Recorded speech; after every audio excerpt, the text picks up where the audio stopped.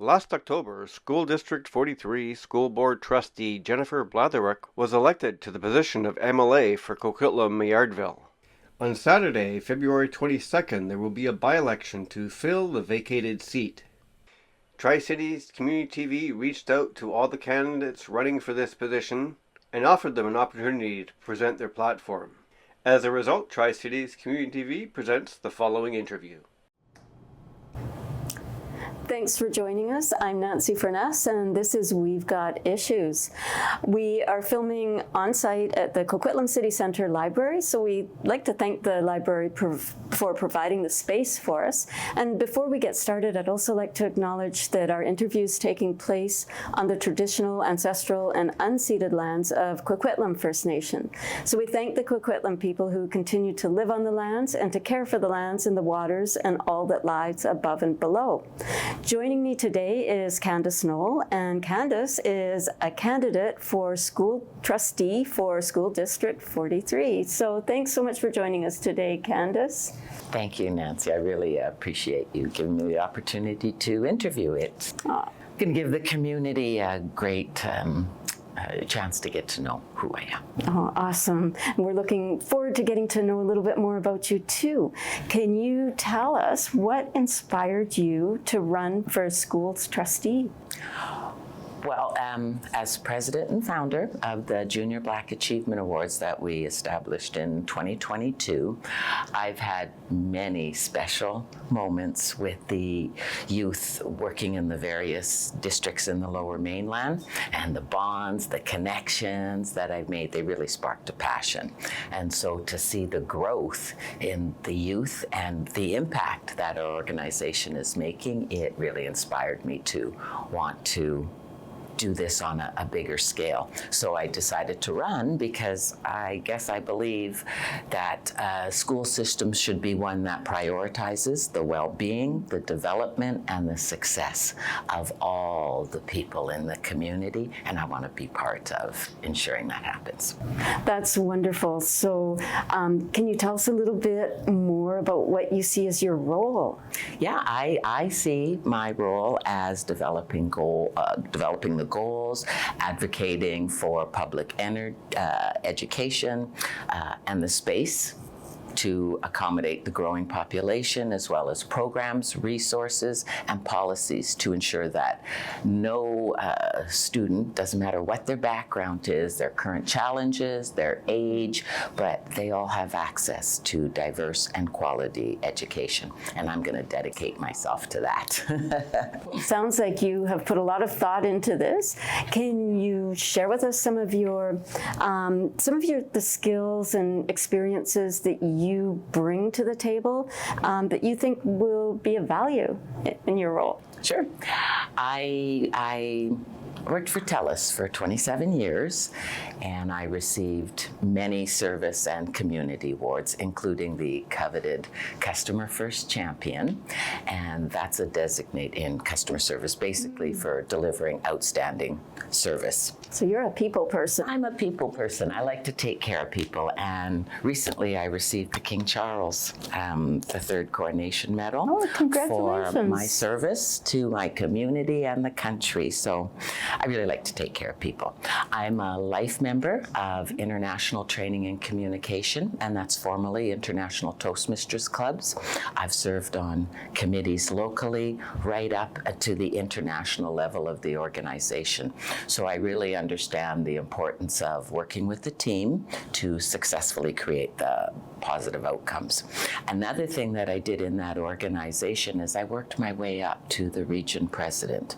And our region, it went from Alaska to Montana. Oh, wow. So, that's a lot of territory. It was a lot of territory. And overall, the experience, it gave me a good understanding of meeting procedures, parliamentary procedures, and working with different cultures, because it was an international organization. Well, all of those things you can make good use of, I think. You know, I was a steel worker before I retired, and my leadership there, one of the things that I did is I served on the bargaining committee for 2 consecutive terms. So I was part of the group that negotiated the working conditions for the TELUS employees. I was also the chair of the Steelworker Local 1944 National and Civil and Human Rights Committee, and it was, I coordinated the diversity, equity, and inclusion educations that went across the country. I was part of the anti-racism working group.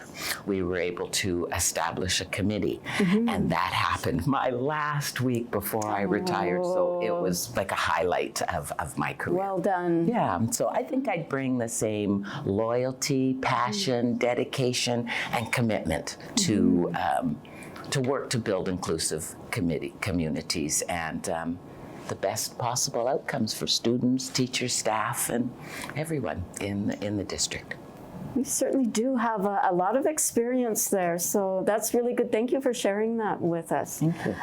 One of the responsibilities of a school trustee is to provide leadership to the district in maintaining its high student achievement and graduation rates by ensuring quality learning opportunities for all students of all ages. Can you just provide some examples of what you think would make quality learning experiences?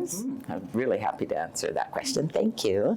Well, I'm a 26-year resident of Coquitlam, and my son, he attended 8 years in the Montessori program. Okay. Then he went into regular school, and then he graduated from Port Moody. And I'm really very proud of the different programs and services that Coquitlam has in the district, and I believe in and will support meeting students where they're at, and to do that we must be able to provide the programs but also the resources for them to do that.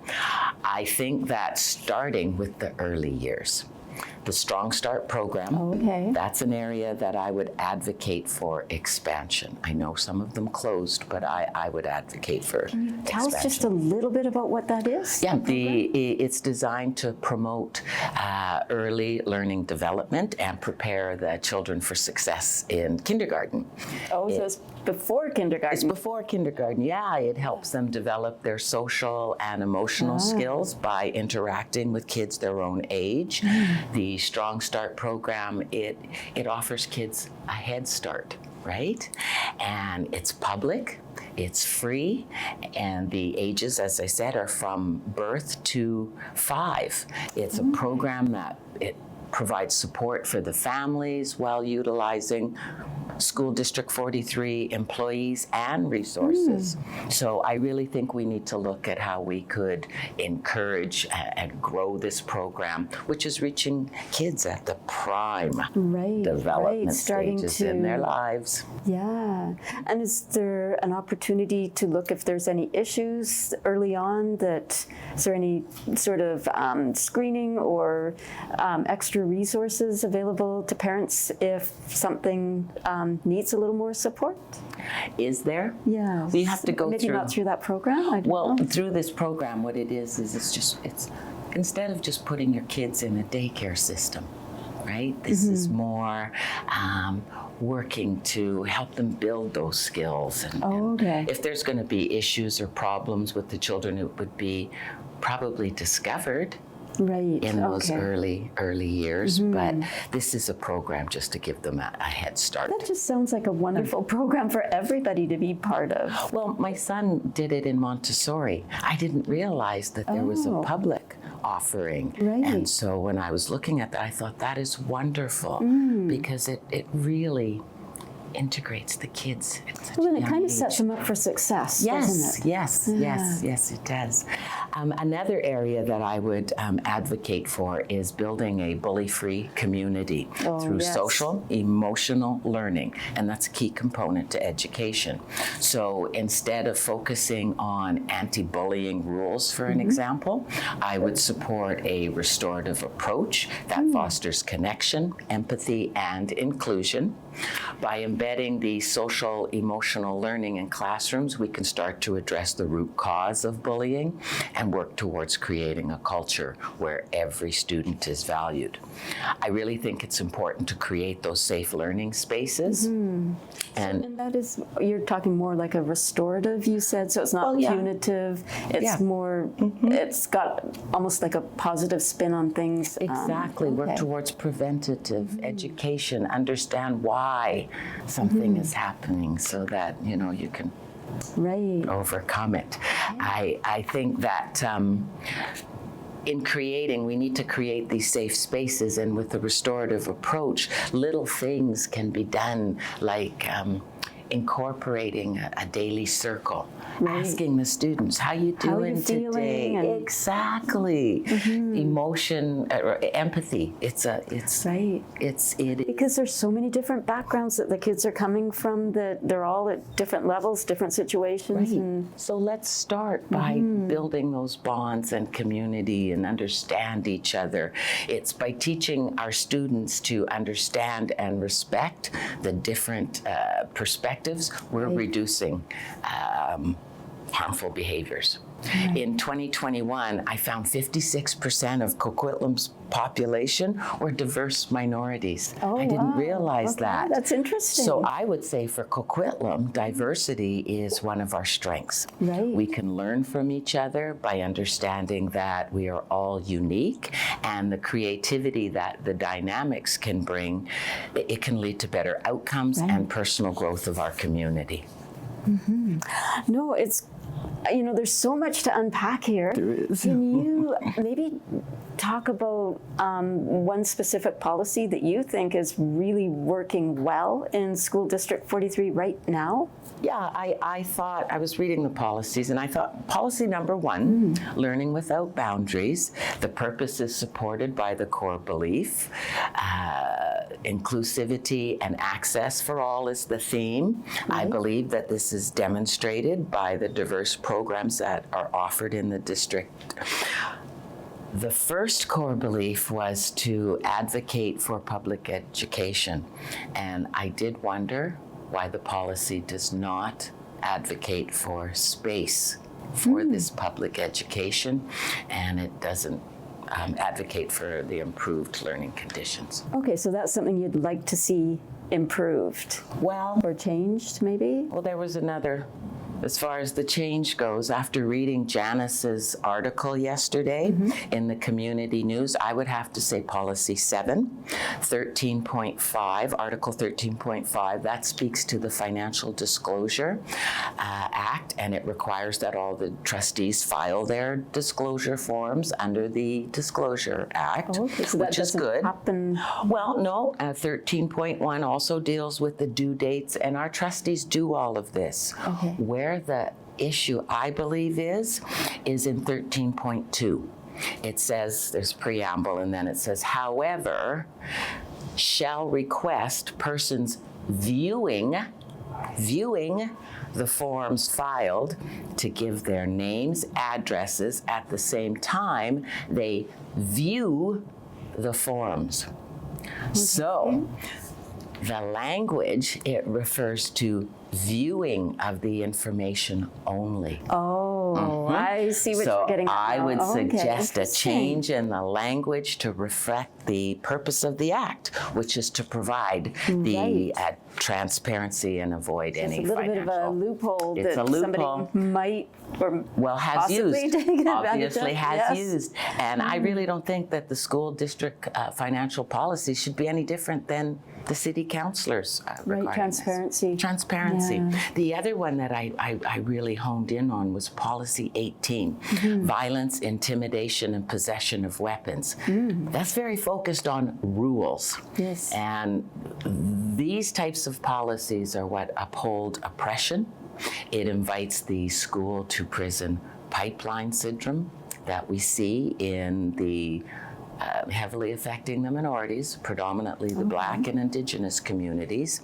So I'd like to see the district explore a more restorative-based approach as a means of education for prevention. I can see a little bit change, a different philosophy here. So it's really refreshing to hear some ideas that are maybe not just going by the book, so to speak, but a sort of a new approach. Well, I think that we have to work towards building a socially responsible society. And if we're providing education that teaches the students appropriate behavior and social skills. Well, you're right in the right ballpark, right? So I thought that policy just focuses on crime and punishment. And there was just one more that I needed to further understand. You sound like you've really done your homework.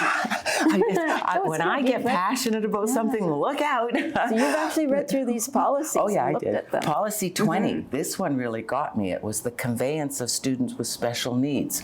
Well, parents are to request transportation for their child if they have special needs. And it says, but where arrangements cannot be made, it's up to the Secretary Treasurer whether a conveyance service will be granted. Oh. Well, I'm not comfortable with that solution. Absolutely not.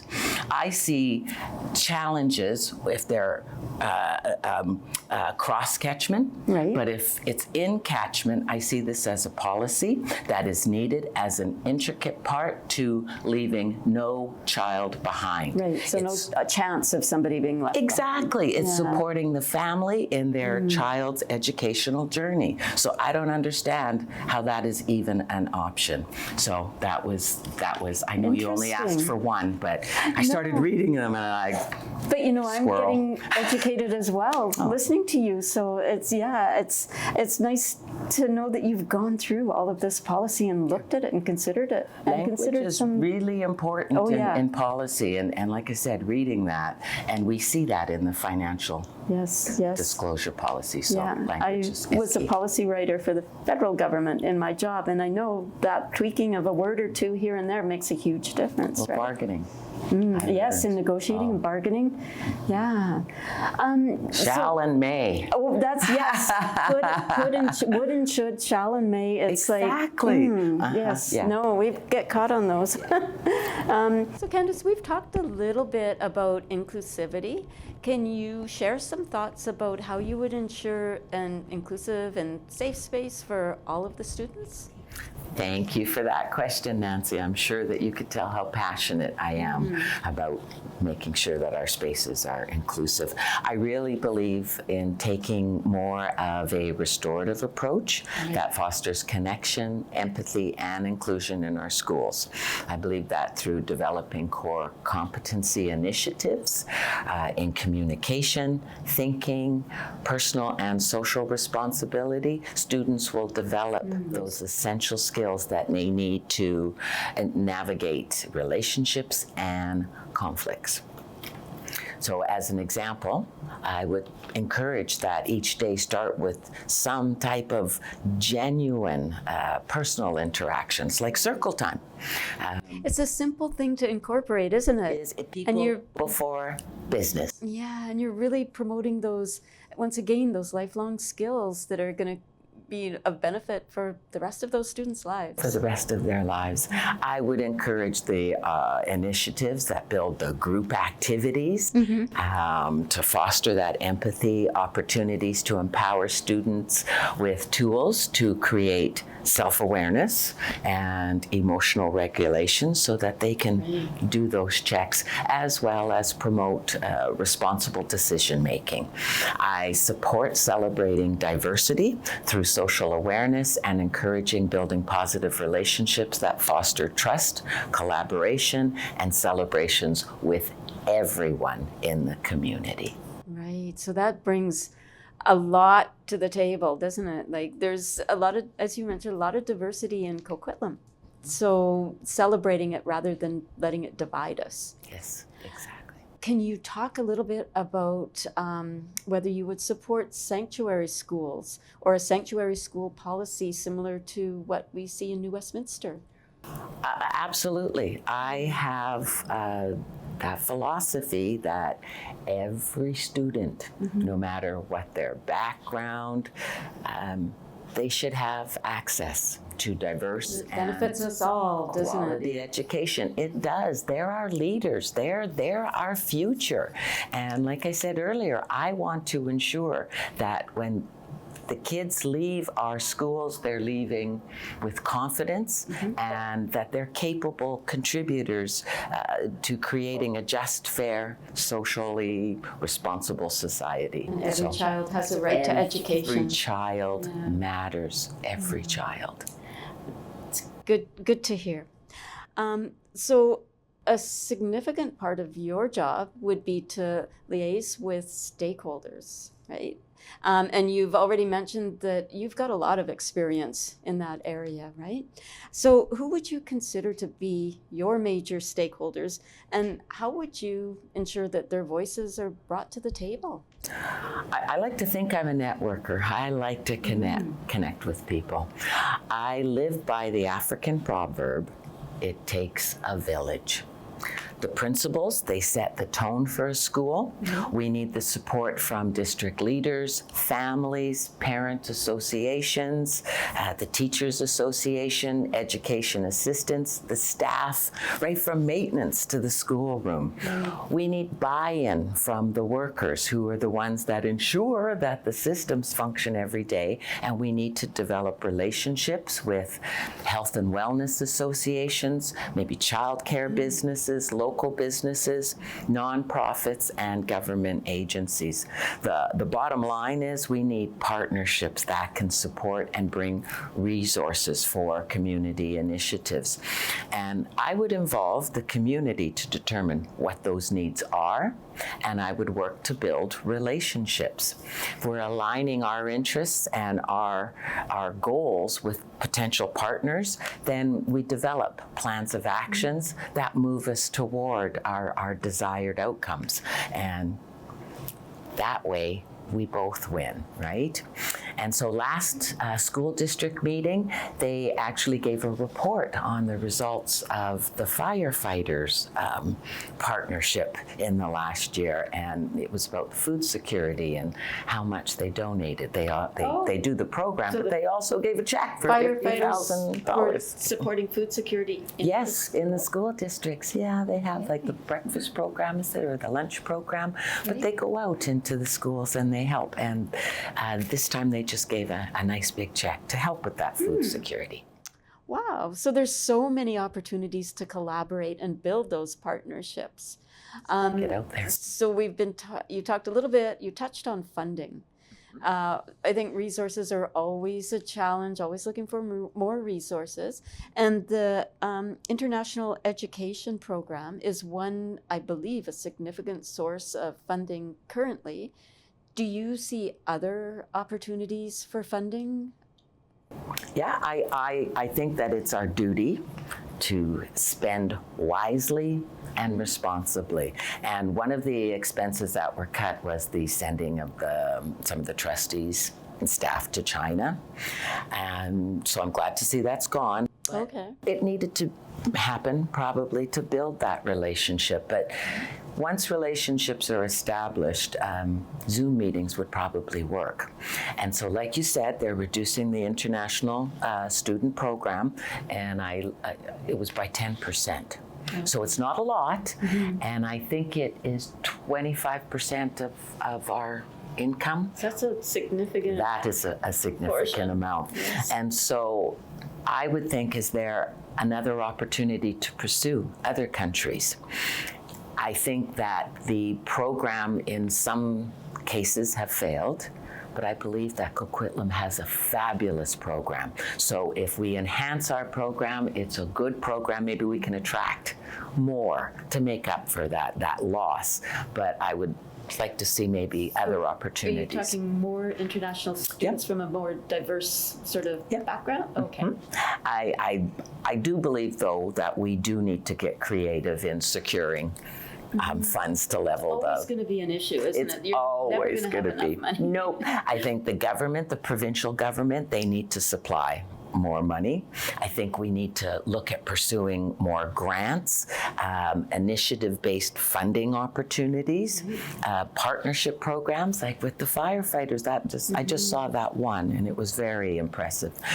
Maybe promote more of renting out school district facilities to generate more income. Brainstorming with members from the BCSTA. I think that... What is the BCSTA? That is the BC, it's the Teacher Association. Yes, sorry, blah, blah, blah, blah. And so they all come together. Well, we're stronger together. Yes. So if you're putting all of the people from the school districts in one room, we've got to be able to come up with Get some those brains opportunities. working together. Exactly. Yes. So yeah, I know we have to do that. Capacity and funding is always an issue. Okay, well, Candace, thank you so much. It's been really interesting talking to you. Do you have any final words that you'd like to leave us with? Well, I just want to say that I really believe that it's imperative to work in collaboration with community and stakeholders to provide support to families, teachers, the education assistants, and their staff to ensure that every child, no matter what their background is, their current challenges, their age, they have access to diverse, quality learning opportunities in safe, inclusive spaces. And I will dedicate myself to creating policies and programs that prepare our students for success, ensuring that they leave our schools with confidence and capable of creating that just, fair, and socially responsible society. Well, thank you so much, Candace. It's been a pleasure talking to you, and we wish you all the very best. It's February 22nd is the big day, right? It's the big day. Thank you, Nancy. Thank you. Thanks for joining us. I'm Nancy Furness, and this is We've Got Issues. We've been speaking with Candace Knoll, who is a candidate for School District 43 School Trustee, and Election Day is coming up on February 22nd. Thank you.